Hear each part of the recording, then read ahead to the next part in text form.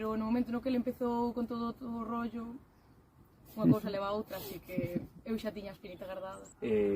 Fixemos un curso con Antonio Solórzano de PTC, logo o meu copi de sempre, Brais, axudoulle bastante, e é verdad que non houve ningún problema en enterarse en todo o coche. A idea é salir a Copa Renault con Brais, pero bueno, se non pode Brais, está claro que vai vir ela, e se está sentenciada a Copa, sea pa ben ou pa mal, ela quere vir, tamén vira ela.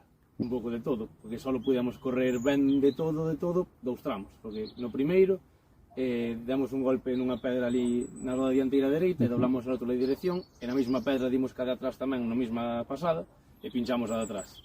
O seguinte tramo xa era a continuación, entón só pudemos amañar o pinchazo, e tuvemos que ir ca rótula doblada e non daba moita seguridade, en curvas de izquierda non quería agarrar. Entón fomos con cuidados e perdendo o mínimo posible.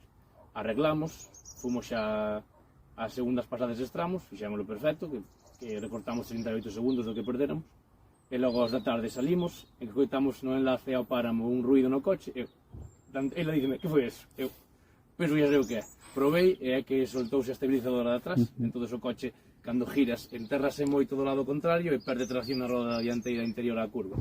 Entón, bueno, con eso algo perdimos o tempo, pero non tanto.